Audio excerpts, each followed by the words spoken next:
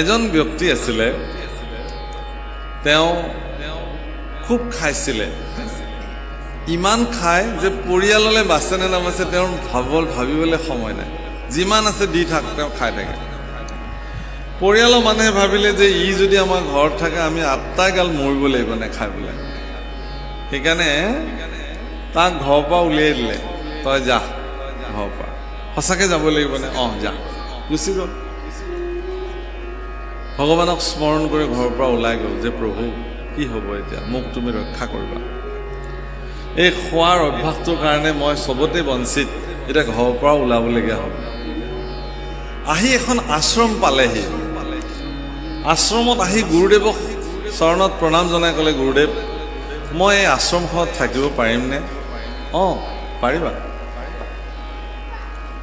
এই আশ্ৰমখনত খাবলৈ ল'বলৈ পায়নে ভালকৈ? অঁ পায়, ঈশ্বৰে যি মিলাই চবে খায়, বাধাটো নিদিয়ে, খাবলৈ নিদিয়ে, যিমান মন যায় খাব পাৰি বোলে খাব পাৰি। গতিকে আশ্ৰমত তেওঁ আশ্ৰয় ল'লে, শৰণ ল'লে, দীক্ষা ল'লে, তাত তেওঁ থাকিলে। হয়ো তাত দেখিলে যে ধুনীয়াকৈ তেওঁ তাত খোৱা লোৱাৰ ব্যৱস্থা আছে, যিমান মন যায় উদৰ পৰাই খাব পাৰে। তে এদিন দেখিছে যে সেইদিনাখন সকলোৱে কেৱল ঈশ্বৰৰ নামে লৈ আছে, খাবলৈ কোনো যোৱা নাই, মানে ৰান্ধিবলৈ কোনো নাযায়। সি বাৰে বাৰে পাকঘৰলৈ চাইছে যে কোনেও যোৱা নাই, জুইও জ্বলোৱা নাই, ইফালে ভোক লাগি আহিছে। উপায় নাপায় গৈ গুৰুদেৱক সুধিছে, গুৰুদেৱ আজি কি একো নাই নেকি ৰান্ধিবলৈ? বোলে আছে। বোলে আজি নাৰান্ধে নেকি? বোলে আজিতো নাৰান্ধে। ৰাম কি কাৰণত? বোলে আজি একাদশী, একাদশীৰ দিনা বৈষ্ণৱসকলে উপবাস থাকে, গতিকে তুমিও আজি উপবাসে থাকিব লাগিব একাদশী বুলি, আজি আৰু ৰন্ধা বঢ়া আমাৰ আশ্ৰমত নহয়।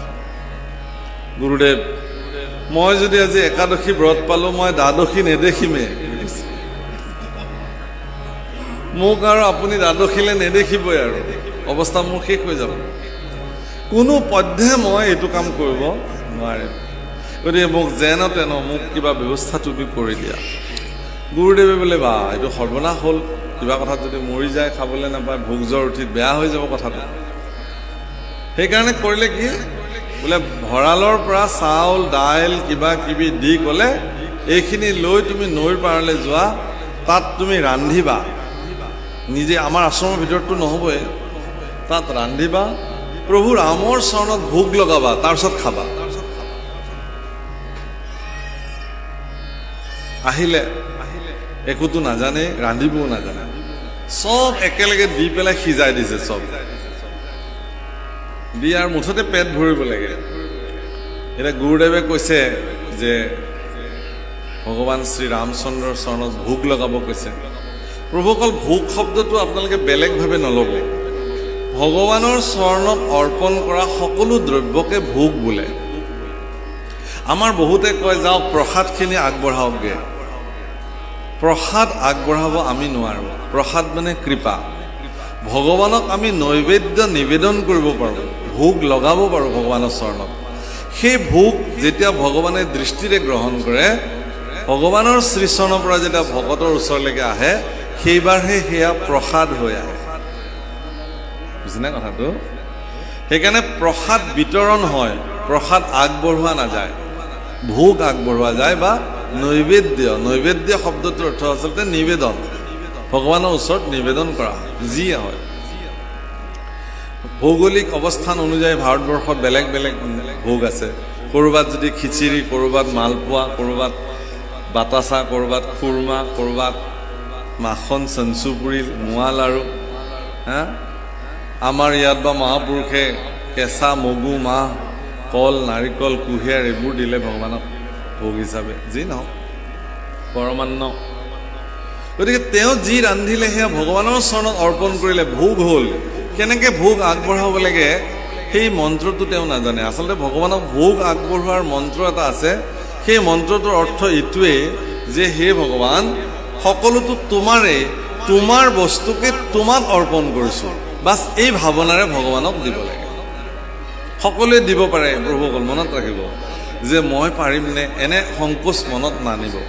আপোনাৰ ঘৰত থকা গুৰু আসনত আপুনি এই ভাৱনাৰে যিকোনো খাদ্যদ্ৰব্য ভগৱানৰ চৰণত দিব পাৰে, যিটো অৰ্পণ কৰিব পৰা যায় বুলি আপুনি নিশ্চিত হয়।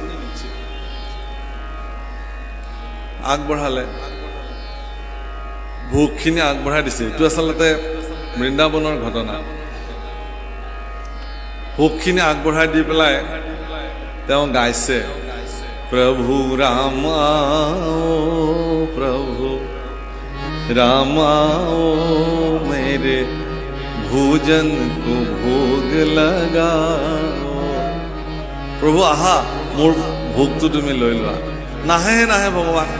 শেষত ভগৱানক চিঞৰি চিঞৰি কৈছে, হে ভগৱান, আহিলে আহিবা, নাহিলেও নাই, মোৰ কিন্তু ভোক লাগি গৈ আছে।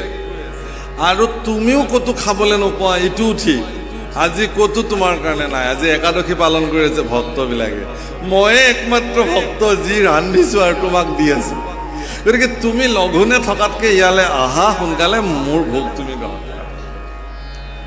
ভক্তৰ এনেকুৱা কাতৰ আহ্বান দেখি প্ৰভু ৰামচন্দ্ৰৰ মনত খুব ৰুচি আহিল। আৰে, এনেকুৱা ভক্ত পৃথিৱীত আছে, ইমান নিষ্কপট, ইমান সহজ সৰল, ইমান ভোলা ভালা মানে ভক্ত। সেইকাৰণে তেওঁ কি কৰিলে, প্ৰভু ৰাম জানকীক লগত লৈ আহি ওলালে যে বোলা এনেকুৱা এজন ভক্ত পৃথিৱীত আছে, চাবলৈ যাম। সীতা দেৱীক লগত লৈ আহি পেলাই সেই ভোগৰ সন্মুখত থিয় হ'ল। তেওঁ দেখিলে যে গুৰুদেৱে দেখোন মোক এজন ভগৱান আহিব বুলি কৈছিলে, এতিয়াতো দুগৰাকী আহি ওলালে, খাদ্যটো কম আছে, তাৰ ভাগত বা পৰে নে নপৰে এই চিন্তাত পৰি গ'ল। এবাৰ ভোগলৈ চাইছে, এবাৰ ভগৱানলৈ চাইছে। প্ৰভু ৰামচন্দ্ৰ অন্তৰ্যামী বুজি পাইছে, সুধিছে কি হৈছে, কি ভাবিছা? নাই প্ৰভু, একো নাই। ভগৱানে ভোগ ল'লে, অৱশিষ্ট তেওঁ গ্ৰহণ কৰিলে।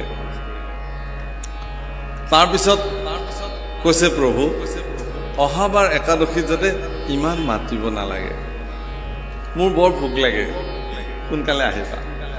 আৰু কিমানজন আহিবা আজি হিচাপটো দিলে ভাল আছিলে, মই সেইমতে যোগাৰটো কৰিব পাৰোঁ। হ'ব হ'ব, সময়ত চব হৈ যাব। গুচি গ'ল, ভগৱান অন্তৰ্ধান হৈ গ'ল। আহিলে পিছৰবাৰ একাদশীত গুৰুদেৱক কৈছে, গুৰুদেৱ আজি অকণ বেছিকৈ দিয়ক। সেইদিনাখন আপুনি এজন ভগৱান আহিব বুলি কৈছিলে, দুগৰাকী আহিছে, পত্নীকো লগত লৈ আহিছে ভগৱানে। আজি বা আৰু কাক লগত লৈ আহে? ঠিক আছে, বেছিকৈ লৈ যোৱা। লৈ গ'ল। আজি তেওঁ ভোগ ৰান্ধিছে আৰু তেওঁ প্ৰভু ৰামা सीता रामा मेरे भोजन को भोग लगा গাই আছে। ৰাম, সীতা আৰু লক্ষ্মণ তিনিজন আহি ওলালে। আজি আকৌ তিনিজন আনিছিল, দুজনৰ কাৰণে। বোলে এখেত কোন? বোলে মোৰ সৰু ভাই লক্ষ্মণ। একদম নিজৰ নে প্ৰভু? অঁ, একদম নিজৰ, একদম একো নাজানে। তাৰে পিছৰবাৰ একাদশীত তেওঁ বেছিকৈ লৈ আহিছে, কাৰণ কিমান ভগৱান আহে ঠিক নাই। গুৰুদেৱে ভাবিছে ইনো ক'ত ভগৱানক ইমান ভাত খুৱাইছে, এইবিলাক সঁচা নে মিছা? চাবলৈ পিছে পিছে মনে মনে মনে মনে আহিছে। সিদিনাখন ৰন্ধা নাই, চব দ্ৰব্য বস্তু আগবঢ়াই দিছে, ধুই পখালি দি মেৰে ৰামা সীতা ৰামা লক্ষ্মণ रामा मेरे भोजन को भोग लगा গাইছে। সিদিনাখন ৰাম, লক্ষ্মণ, সীতা, হনুমান, জাম্বুবন্ত চব আহিছে। ভগৱানৰ এজন সহজ সৰল ভক্তক চাবৰ কাৰণে সকলোবিলাক পৰিকৰ সহ সকলো পদাৰ্পণ কৰিছে। তাৰ চিন্তা লাগি গৈছে, আজি দেখোন বহুতবিলাক এবাৰ দ্ৰব্যলৈ চাইছে, এবাৰ সকলোলৈকে চাইছে। ভগৱানে কৈছে কি হ'ল, কি চিন্তা? নাই প্ৰভু, একো নাই। আজি দেখোন ৰন্ধাই নাই।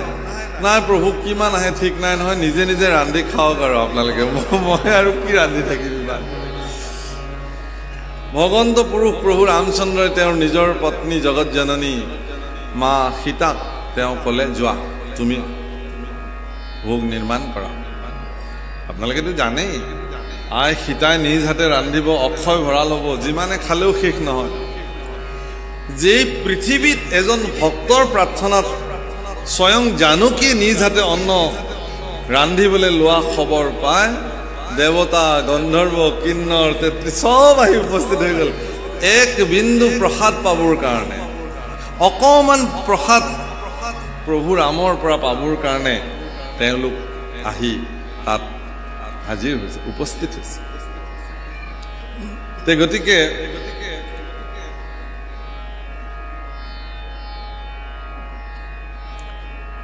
তেওঁলোকে ৰান্ধিছে তেওঁ কি কৰিছে এডাল গছৰ তলত বহি গুমচুম হৈ এনেকৈ বহি আছে আজি বা মোৰ ভাগত পৰে নে নপৰে প্ৰভু ৰামে একদম সন্মুখত গৈ পেলাই থিয় হৈছে কোৱা কথা কোৱা আকৌ কিবা তোমাৰ লগত কথা পাতিবলৈ আহিছোঁ মই হ'ব প্ৰভু হ'ব নাই নাই কোৱা কিবা এটা নাই হ'ব গুৰুদেৱে দূৰৰ পৰা দেখিছে কাৰ লগত কথা পাতিছে কোনোতো মানুহ নাই তাতে এতিয়া গুৰুদেৱে আহি তাক সুধিছে তুমি কাৰ লগত কথা পাতিছা কৈছে এয়া প্ৰভু ৰাম ক'তা মইতো দেখা নাই তুমি দেখা নাই নেকি গুৰুদেৱ নাই হে প্ৰভু তুমি গুৰুদেৱক এবাৰ দেখা দিয়া মোৰ গুৰুদেৱে নহ'লে মোক সন্দেহ কৰিব মই কাক আনি খুৱাইছোঁ এইবিলাক মানুহক কৈছে নাই নাই নাই তোমাৰ গুৰুদেৱক মই কেলৈ দেখা দিম মই তোমাৰ কাৰণেহে আহিছোঁ তোমাৰ গুৰুদেৱেতো মোক মতা নাই নহয় কৈছে মোৰ গুৰুদেৱ পৰম পণ্ডিত পৰম প্ৰসিদ্ধ পৰম সাধক ভক্ত তোমাৰ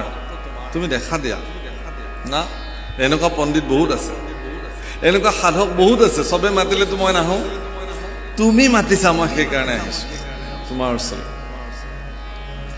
হে প্ৰভু মোক তুমি এইটো কৃপা কৰা মোৰ গুৰুদেৱক এবাৰ সাক্ষাৎ কৰা তেওঁৰ আকুল প্ৰাৰ্থনাত ভগৱান শ্ৰী ৰামচন্দ্ৰই গুৰুদেৱক দেখা দিলে আৰু গুৰুদেৱে সাক্ষাৎ প্ৰভু ৰামক দেখি চৰণত বন্দনা কৰিবলৈ ধৰিলে কান্দি কান্দি আৰু ক'লে যে হে প্ৰভু ইমান দিনে মই শুনিছিলোঁ যে গুৰুৰ কৃপাতহে শিষ্যই ভগৱান দৰ্শন কৰে কিন্তু আজি এই কথা প্ৰমাণিত হ'ল যে সঁচা হৃদয়েৰে ভক্তি কৰা এজন শিষ্যৰ কৃপাটো গুৰুৰ ভগৱান দৰ্শন কৰিব পাৰে সেইকাৰণে প্ৰভুসকল আপোনালোকক মই এই কথাটো আজি নিশ্চিতভাৱে এইকাৰণে এই কাহিনীটো কৈছোঁ যে ভগৱানক ভজিবৰ কাৰণে কোনো কৃত্ৰিম মানসিকতাৰ প্ৰয়োজন নাই একদম সঁচা অন্তৰেৰে নিষ্কপটভাৱে লোক ঢাক নকৰাকৈ যি আছে মনত তাকে সমৰ্পিত কৰি ভগৱানক ভজিব লাগে আপুনি ভগৱানৰ পৰা একো লুকুৱাব নোৱাৰে তেওঁ অন্তৰ্যামী আপোনাৰ ভিতৰত তেওঁ বহি আছে সকলো কথা জানে গতিকে সেই কথা দেৱৰ্ষি নাৰদে বসুদেৱৰ আগত বৰ্ণন কৰিছে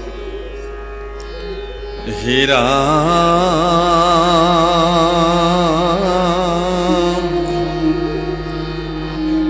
তেওঁ উদাহৰণ দিছিলে এটা কি যে মই তোমাক নিমি নৱসিদ্ধ সংবাদ ক'ম আৰু নিমি নৱসিদ্ধ সংবাদ ক'বলৈ যাওঁতে কৈছে কি বুলি যে স্বয়ম্ভু মনুৰ পুত্ৰ প্ৰিয়ব্ৰত আছিলে প্ৰিয়ব্ৰতৰ পুত্ৰৰ নাম হ'ল অগ্নিধ্ৰ অগ্নিধ্ৰৰ পুত্ৰৰ নাম হ'ল নাভি আৰু সেই নাভিৰ পুত্ৰ ঋষভ ভগৱানৰ অৱতাৰ আৰু তেওঁৰ পৰা পুত্ৰ 100 জন্ম হ'লে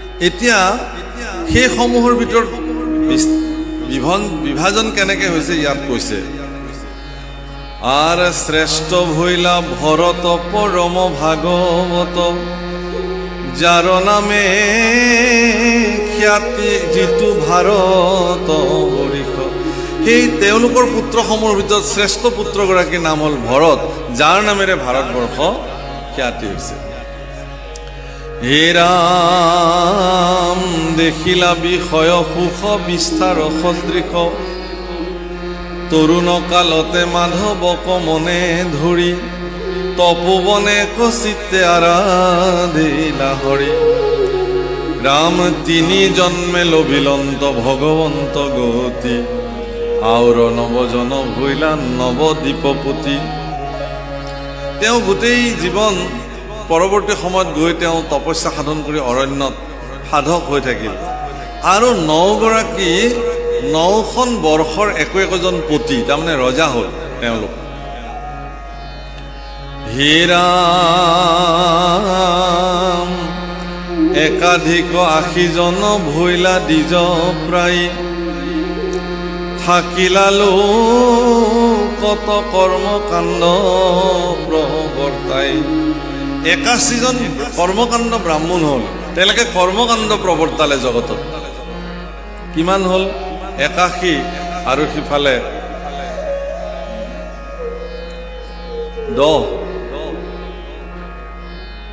91 হ'ল আৰু 9 গৰাকী থাকিল হে ৰাম মহাসিদ্ধ ভৈলা তত্ত্বজ্ঞানী নৱজন ঈশ্বৰ কৃষ্ণক মাত্ৰ কৰে নিৰূপণ আৰু 9 গৰাকী পৰম সিদ্ধ পুৰুষ হৈ গ'ল কেৱল ঈশ্বৰ কৃষ্ণক বাহিৰে বেলেগক তেওঁলোকে আৰু নভজে 9 গৰাকী সিদ্ধ পুৰুষ হে ৰাম হবে দিগম্বৰ ব্ৰহ্ম বিদ্যা বিশাৰদ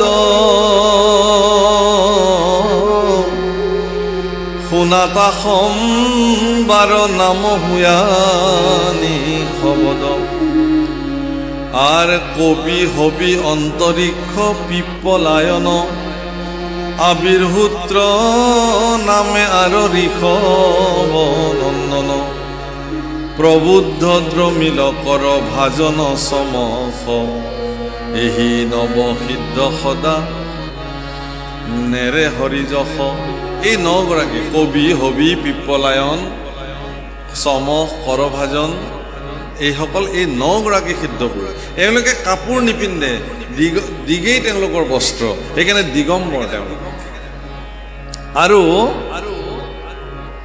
কোনো জীৱৰ প্ৰতি এওঁলোকে হিংসা নকৰে ঈশ্বৰৰ বাহিৰে বেলেগক নেদেখে এই 9 গৰাকী সিদ্ধ পুৰুষ ৰাম সুৰসিদ্ধ নাগ কত নাহি আশকতি আকাশে সঞ্চৰে খব অবাধিত গতি সেহি সময়ত নিমি ইক্ষুকত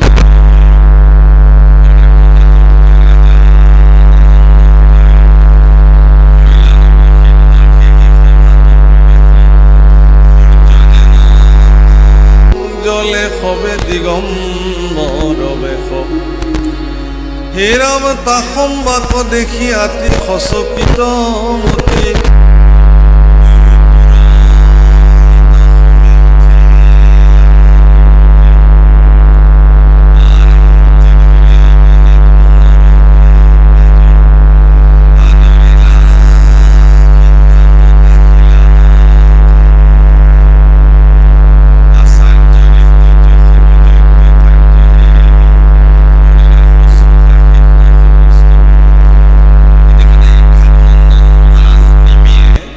যজ্ঞ কৰিবৰ কাৰণে প্ৰস্তুত কৰিলে সেই যজ্ঞস্থলীত 9 গৰাকী সিদ্ধ পুৰুষ আহি উপস্থিত হয় আৰু সেই 9 গৰাকী সিদ্ধ পুৰুষৰ শৰীৰৰ পৰা কৌতুক সূৰ্যসম পোহৰ জাজ্জল্যমান অৱস্থাত তেওঁলোকক দেখিলেই মানুহৰ শ্ৰদ্ধা জন্মে তেওঁলোকক দেখাৰ লগে লগে ঋত্বিজ ব্ৰাহ্মণ পুৰোহিত সকলোবিলাক থিয় হৈ তেওঁলোকক সেৱা জনালে আৰু তাকে দেখি ৰজা নিমিও সিংহাসনৰ পৰা উঠি নৱসিদ্ধক প্ৰণিপাত জনালে তেওঁ জানিলে যে এই 9 গৰাকী পুৰুষ সাধাৰণ পুৰুষ নহয়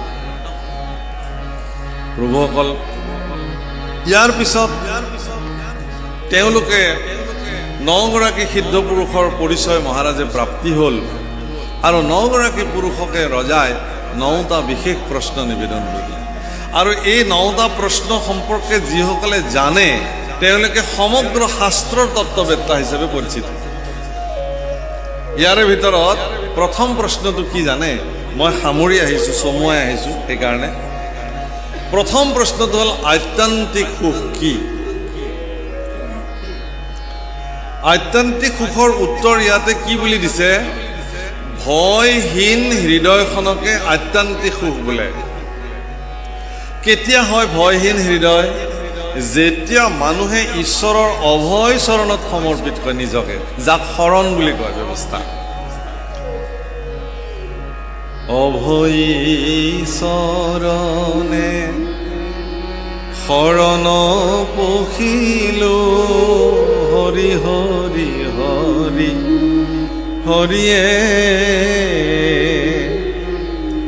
দিও মোক তোৱা পদছায়া তলে ঠাই। ভগৱান শ্ৰীকৃষ্ণৰ চৰণ বিৰল চৰণ প্ৰভুসকল। 5টা বিশেষ চিহ্ন ভগৱানৰ চৰণত অংকিত হৈ আছে।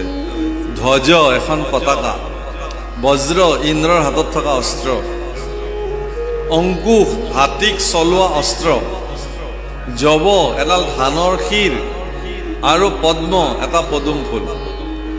এই 5টা চিহ্ন বিশেষ পঞ্চতত্বৰ প্ৰতীক। এই পঞ্চচিহ্নৰ এনেকুৱা তত্ত্ব আছে যিবিলাক কেৱল ভজন তত্ত্বতহে পৰ্যালোচনা কৰা। এগৰাকী সুদৃঢ় গুৰুৰ স্থানত বহি থকা গুৰু যদি হয়, সঁচাকে ঈশ্বৰ যদি সকলো সংশয় তেওঁ দূৰ কৰিব খোজে, তেতিয়াহ'লে ঈশ্বৰৰ চৰণ যুগলত থকা এই 5টা চিহ্নৰ সঠিক ব্যাখ্যা, তত্ত্ব সম্মিলিত ব্যাখ্যা শিষ্যক কৈ পেলাই ঈশ্বৰৰ চৰণ যুগল শিষ্যৰ হৃদয়ত অংকন কৰি চৈতন্য কৰাব পাৰিব লাগিব। তেতিয়াহে তেওঁ গুৰুস্থানত বহিব পাৰিব। সেইকাৰণে ভক্তসকলে ভগৱানৰ ৰূপ চিন্তা কৰিবলৈ যাওঁতে প্ৰথমতে ঈশ্বৰৰ চৰণ যুগলত থকা এই পঞ্চচিহ্ন প্ৰথমতে ধ্যান কৰি লয়। হে প্ৰভুসকল, ঈশ্বৰৰ চৰণ যুগলত আশ্ৰিত হলে মৃত্যু ভয়ৰ পৰা গুচি যায়। যাৰ মৃত্যু ভয় নাই তেওঁ ভয়হীন অন্তৰ হ'বই। গতিকে ঈশ্বৰৰ দুখানি অভয় চৰণত শৰণাপন্ন হোৱাকে আত্যন্তিক সুখ বোলে।